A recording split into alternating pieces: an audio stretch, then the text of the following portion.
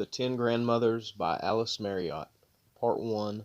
The Time When There Were Plenty of Buffalo. Chapter 1. The Bear. The year that Red Sleeve was killed. 1847. There was never much stir in the Kiowa camp before war parties set out. For one thing, their going was never told until the night before, even though everybody was sure that some chief was getting things ready. You felt uneasiness running through the camp and prickling your skin, and that could only mean that excitement and adventure were stirring, but you couldn't know for sure until the last minute. Sitting Bear was young, but he was already a chief. He had power for medicine and power for war and power to make women love him. He had 4 wives, and they all had children. Their teepees were clustered around a bigger teepee for him.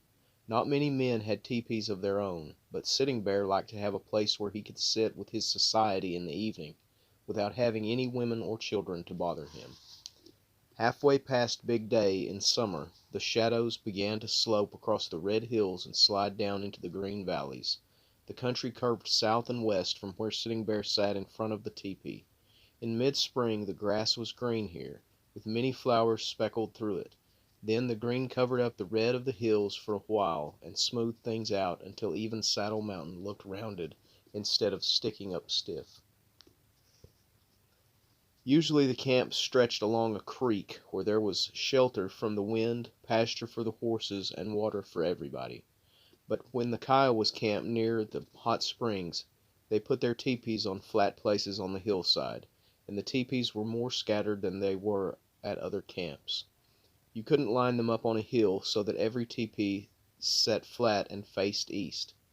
The camp looked fine, though, with the white teepees and the brown, white, and yellow buckskin clothes of the people moving around among them. The Kiowas were moving all the time, these past few days, because the stir and excitement of getting ready to go on a raid kept them from staying long in one place. Even the women felt the tenseness. They kept working, but you had a feeling that they were thinking of things for themselves to do, instead of keeping at something that had to be done. You could tell that something was going to happen, all right. Sitting Bear just sat there, watching the camp and thinking. After a while, his second wife, with her baby, Eagle Plume, in her arms, came and sat down beside him. She was a fine woman, though he didn't love her as he did his first wife, and he made room for her. They sat together and watched the shadows soak in the light farther and farther up the hill facing them. "Something is coming across the flat," said Sitting Bear. "Looks like men on horseback," added his second wife. "Looks like Comanches," said Sitting Bear. They watched the long, thin Comanches on their long, thin horses shape up from lines to people, coming towards them. Sitting Bear thought how ordinary the Comanche clothes and saddles were. Everything the Comanches had was plain. The only trimming was fringes. They never had beadwork or silver ornaments, as the Kiowas did. This time most of them didn't even have fringes.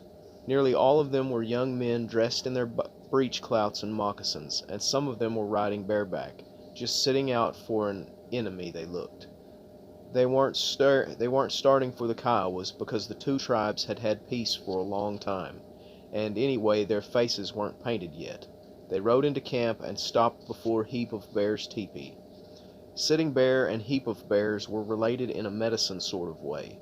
They were both named for the bear, the most powerful animal there was in the medicine way.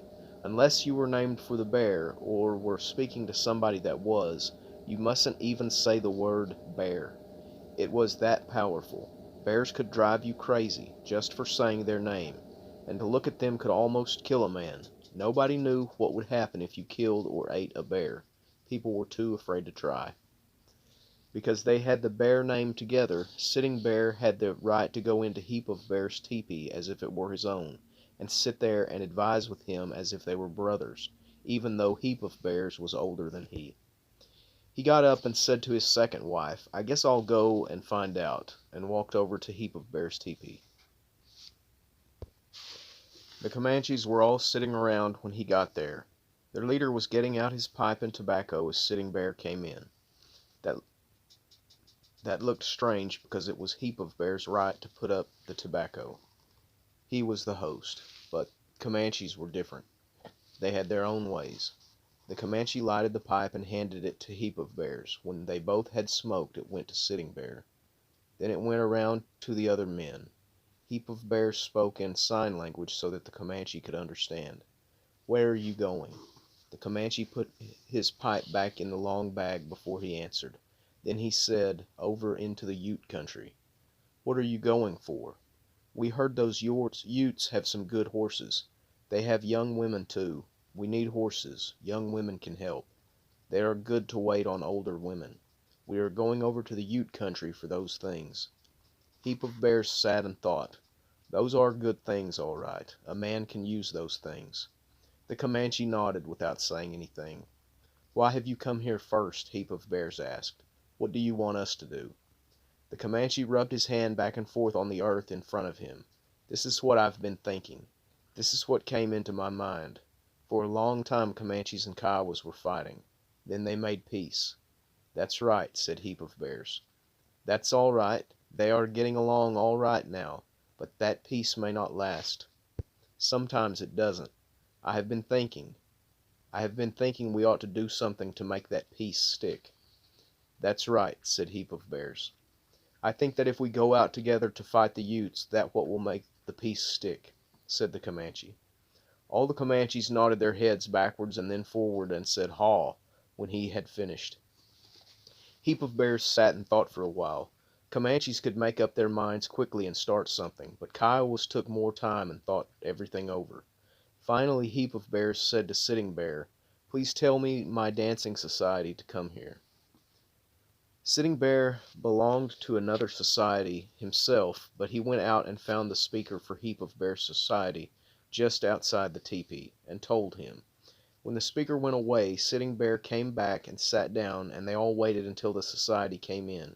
It was the Gourd Dancers' Society. The Gourd Dancers sat down and listened while Heap of Bears told them that what the Comanches had said. Then he added, "Now this is what I think. I think maybe this Comanche is right. I think maybe the two tribes ought to work together to prove they have a peace. I think we ought to go out with the Comanches on this raid." One of the younger men spoke right up. "The Comanches are going for horses and girls," he said. "Horses are all right, if we get enough to go around. If we don't, the Comanches can have them. We got plenty of horses anyway. And we don't want Ute girls. They're fat and ugly, and they smell bad. The Comanches can have those. What are we going for then, if the only things we get are things just the Comanches want?" Everybody nodded his head and said "Haw," and waited for Heap of Bears to speak again. "There's something else we're going for," he said. "We're going for revenge. I guess you all remember when Eagle Heart's brother was killed last year. Well, that's what we're going for, to get revenge on the Utes for killing him." That made it all right. They had a reason for going. Somebody said, "When are we starting?" And the Comanche leader replied, "Tomorrow morning, if you can get ready." They all went off laughing behind their faces. That was just like the Comanches. They decided things in a hurry, and then they were slow in getting ready. Kiowas always made plans ahead and thought about things so that they were ready on time. They could leave tomorrow morning all right. They didn't have much to do. Sitting Bear went back to his own tepee. His first and second wives were both waiting there for him. The shadows had soaked up all the sun now, and the valley curled down in front of them like a dog letting all its muscles go just to rest. Both the green and the red were turning blue, but it looked as if their colors had gone up in the sky, where the red and green sunset was wiping out the day's blue. All the light was yellow, and all the colors were so mixed that you couldn't tell where one ended and the next began. Sitting Bear sat down and watched the lights turn color for a while before he spoke to his wives. "Heap of Bears is joining up with the Comanches," he said. "They're all going out to fight the Utes." His wives waited. "They want revenge," Sitting Bear went on. "They want revenge for the time when Eagle Heart's brother got killed by the Utes." "Are you going?" asked his first wife. Sitting Bear nodded. "I guess I am," he told her. "I thought a lot of Eagle Heart's brother. We were young men going hunting together. I guess I want revenge." Both the women nodded. The second wife's baby began to cry, and she took him out of his cradle and began to feed him, swinging her whole body above the waist to quiet him. It was a good thing she had had her baby a month ago and was all right now so that she could take care of herself and him. The first wife was going to have her baby soon, and Sitting Bear kept the others busy waiting on her. He thought a lot of her. He was always thinking that something might happen to hurt her. He sat now and watched the black cover up all the colors before he spoke. Somebody's got to go with me. I've got to have somebody to take care of my shield. Most times he would have taken his first wife, but they all knew she wouldn't go now.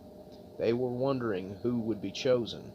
I guess you'd better go, he said to his second wife, and she nodded her head. Sitting Bear looked at the baby in her arms. I guess you can take him too, he added. Then they all got busy, putting Sitting Bear's things together so that he would have everything he needed. Just this past year there was a new soldier society, the Crazy Dogs, to which he belonged. It was a society for the bravest men, and only 10 could belong. It had different rules from the other societies, and those rules were hard. One was about a spear, and that the society had. The man who carried it wore a sash over one shoulder, and when he went into battle, he put the spear through the end of the sash and into the ground. That meant he had to stay where he was and fight until killed, unless one of his brothers or another society member ran up and pulled the spear out of the ground and said to him, "Go forward." Then he could retreat. That was another rule of the society. The men who belonged to it gave their orders backwards. In a way, having the sash and spear was like having a war bonnet, but in Sitting Bear's family it was worse because Sitting Bear had a war bonnet too. He was double hobbled. He couldn't desert his spear, and he couldn't shame his war bonnet, no matter how fierce the fighting. He just had to stay there ahead of the other men and fight as if he were trying to get himself killed. Of course, somebody else could always release him, but sometimes his people might not be able to get to him to set him free. There was a shield, too, that was the sign that Sitting Bear belonged to a special society. It was called the Eagle Shields, and it was very special. The shields had to be taken care of in just certain ways. It took so much time to keep one right that the man wouldn't do it for himself. That would be up to one of his wives. It was a good thing for a man to have more than one wife, especially if he had power things to be taken care of. There was more to be done than any one woman could do. All those things had to be done just so, and if they weren't handled right, the power might get angry and kill the man or the wife who had neglected them. That was one thing about power. It could do a lot of good for people, but you had to treat it just right. It could turn around and make everything go bad for you, too, very easy. All of those power things that Sitting Bear had must go with him. Most times his wife would carry them on her own horse, but this time she had the baby. The baby might do something wrong through not knowing, so it was better for her to carry him and load the wonderful things on a pack horse. Then she could lead the pack horse and carry the baby, and everything would be safe. The only time that women were supposed to go on a raid was when they had to take care of their husband's things. Sometimes a couple that was running away would go out with a war party. Then, if they got back safely together, they were married. If the woman had been married before, her first husband, would not claim her anymore. They were 3/4 of the way through the moon. It was late when it rose. The light from it was red, and then yellow, and then white, and when all the color had gone from the light, the men in Heap of Bear's teepee began beating teepee stakes together and singing.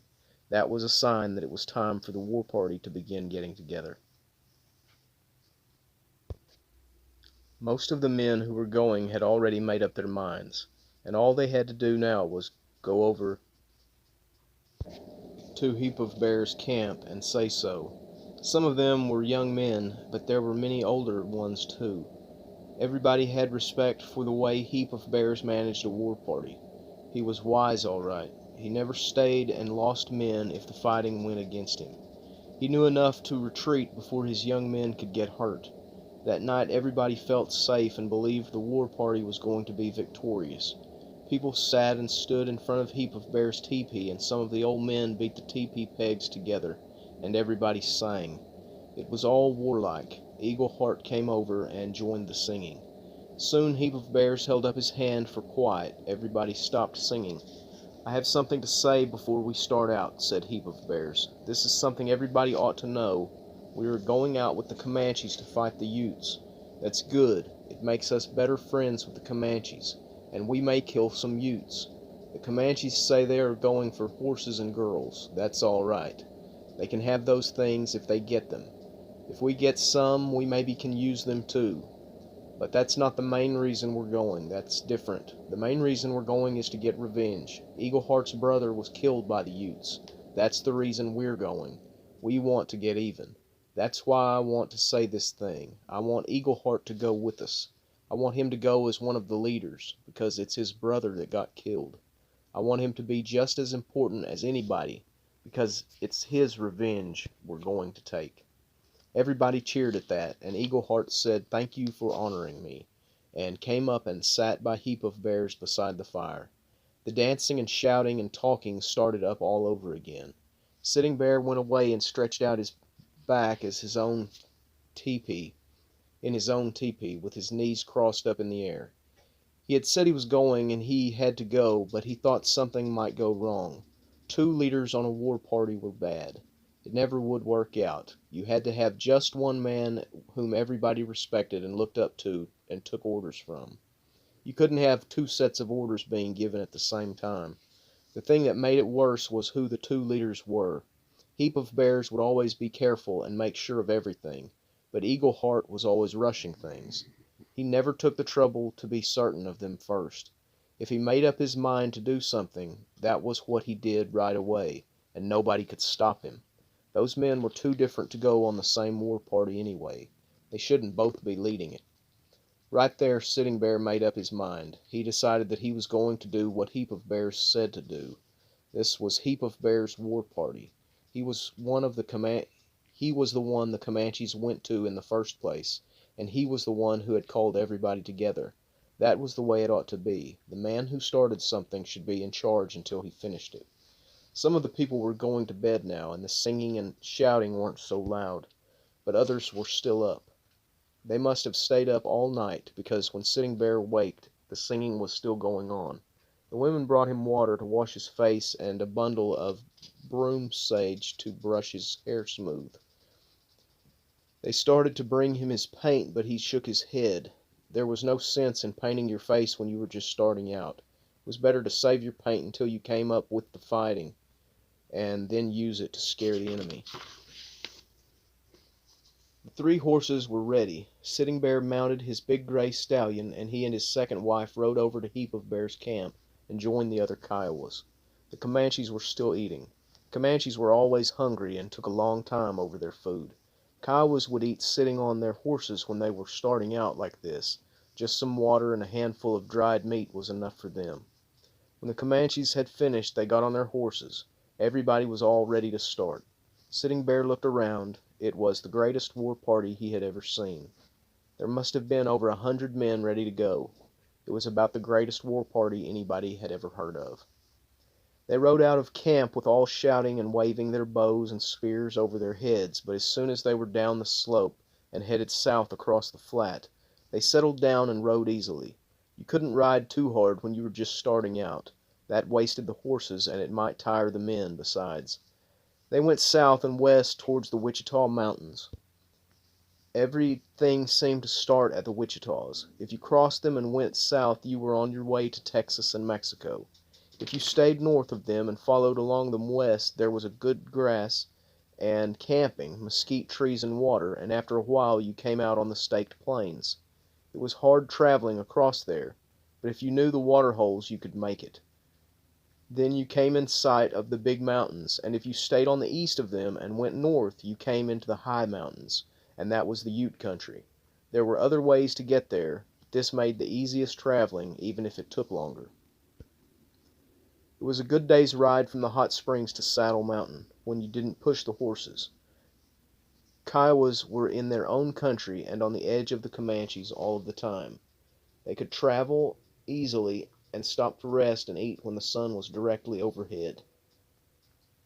There was not much shade, and it was warm in the middle of the day. Sitting Bear thought some about the baby, but he slept easily and ate all right. After all, he was a month old, and by that time a baby was able to travel anywhere. It was making dusk when they reached Saddle Mountain. There was not the color in the sky that there had been the night before, and the red-black mountains looked bare after the green around the springs.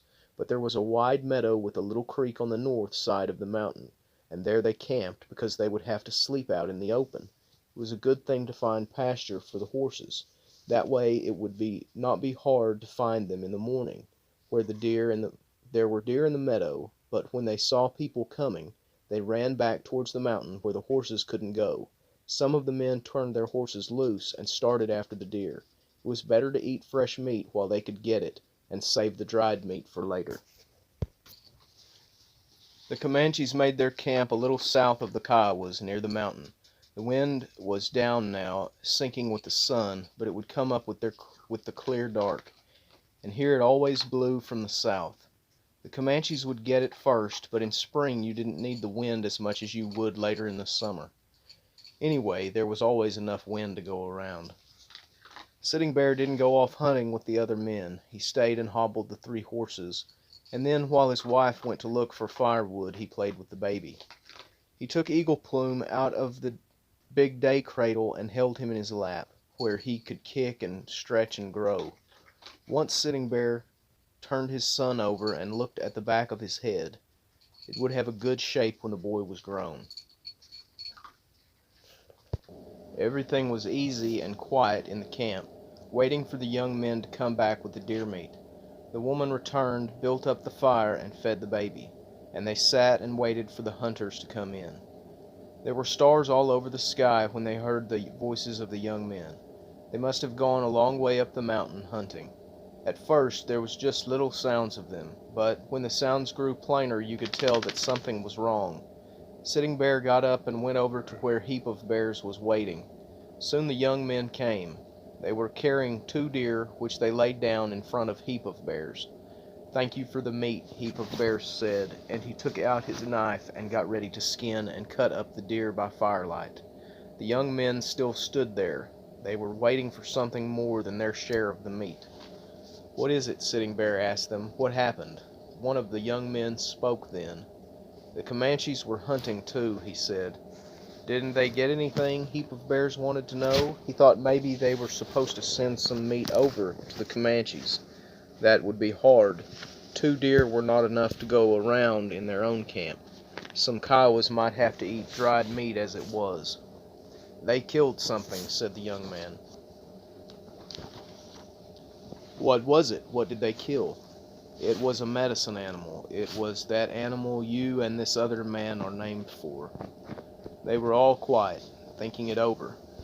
Then Heap of Bears said, "Did any of our young men help kill it?" "No," said the young man. "We didn't even see it killed. We heard them shouting, and we knew what had happened, so we came back right away. We didn't even look for anything else for ourselves." "That's good," said Heap of Bears. "That's the only safe way to do." The young men went on talking. He was too much worried to show the proper respect. "They are bringing it down to camp," he said. "I think they are going to cook it." Heap of Bears turned to Sitting Bear. "I guess we'd better go over there," he said. "I guess we'd better find out what's happening." The Comanches had just come in with their game when the 2 men arrived. The bear lay like a man that has been killed and gone back to being a pile of bones and rags. That was partly why the Kiowas were afraid of the bear. It was like a man. It was like something that might have been their own ancestor. Only Sitting Bear and Heap of Bears had come over. Since they had the medicine name, they were safer than the others, but they didn't know how safe. They didn't want to go too close just to find out. The Comanche leader had his knife in his hand and was getting ready to skin the bear. "There you are, friends," he said. "This is a good time to come. We have plenty of meat here." Heap of Bears walked around south of the bear so that the rising wind would blow from him to it. "We don't eat that kind of meat," he said. The Comanche looked at him. "We don't kill that kind of meat," Heap of Bears went on. "That's sacred. We're afraid to be around it." "Comanches are different," said the Comanche leader. "That's what we know," replied Sitting Bear. He was standing beside Heap of Bears. That's why we came over. We want you to leave that meat alone. Throw it away. Get rid of it and don't eat it. It isn't safe for us to have that kind of meat along. The Comanche was trying to understand. You could tell that. It won't hurt you, he said. You're not going to eat it. We're the ones who are going to do that. All the same, it isn't safe for us, said Heap of Bears. We can't be around where that kind of meat is being eaten. Skinning the bear just the same. My young men are hungry, he told them. This is good meat for them. You'd better go back to your own camp if you're afraid. Sitting Bear and Heap of Bears went back. They began to move over to the west, where the smoke wouldn't blow straight from the cooking fire to them. Others followed them, but Eagle Heart stayed where he was. That's strong, all right, he said, but I'm not afraid. This isn't the camp where they're cooking that animal. We're not going to eat it, just the Comanches are. We all know about them. We know they've done that before. One more time won't make any difference. Some of the young men admired Eagle Heart and felt as he did. They stayed where they were, too. The Comanches cooked their meat and ate it and went to bed early. They felt all right. They were doing what they had the right to do. None of the Kiowas could settle down very easily. They were all restless and upset, and they sat around and talked things over. Heap of Bears made up his mind about what he was going to do. I think we'd better go back, he said. It isn't safe to go on a war party that has power working against it. That settled it for Sitting Bear. He had made up his mind to follow Heap of Bears, and that was all there was for him to do. He told his wife to get ready, and the young men who had moved with them began to get ready too. The wind blew all night down the red-black mountain and across the Comanche camp and into the camp where Eagle Heart and his young men were. By morning they were all soaked with that smoke. It smelled different from other cooking smoke, heavy and greasy with the fat of the bear. The gray light edged over the rim of the earth and spilled into the sky and along the ground, and when it came, Eagle Heart could see the other Kiowas getting ready to go back. He left his own group and came across to Heap of Bears. What are you doing? He wanted to know. You can't turn back now. I think we'd better, said Heap of Bears. I don't think this is a good raid to go on. I think it's all right, said Eagle Heart. I believe we'll make out. Nobody can make out with power against him, retorted Heap of Bears. We're going to risk it, said Eagle Heart. That should have been all there was to it, but it wasn't. Some of the young men who were going back had brothers who were staying. They argued and pleaded with them and tried to get them to go too. Some gave in, but others wouldn't, and it looked as if this would even break up families. It was bad. When Heap of Bears and his group rode off, they put the whole thing behind them. They would go home and try to get themselves clean. Then, when they couldn't smell the bear cooking, things would be all right. They could start back again and make another raid against the Utes. There were too many for good fighting anyway, said Heap of Bears. Sitting Bear answered, That's what happens when you have two leaders. You have to have just one man in charge to make things go right. He's the one that's got to be responsible. They came up with their camp, and they moved with it away from the hot springs.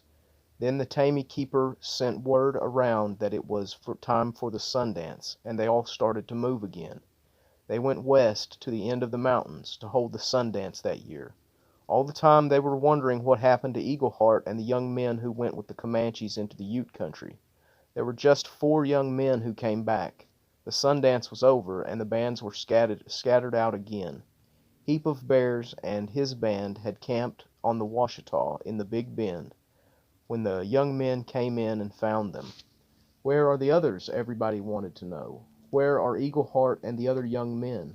They couldn't believe that just 4 had returned. They all got killed, the young man said. The power was too strong for them. We found the Ute camp and attacked it. Everything seemed to be going all right. Then one of the Utes shot that Comanche man, and the Comanches ran away, and we charged. Then the Utes shot at us. They shot everybody except the ones you see here. We had fast horses. We got away. Sitting Bear sat down and looked at his 2 sons, one from his first wife now along with Eagle Plume.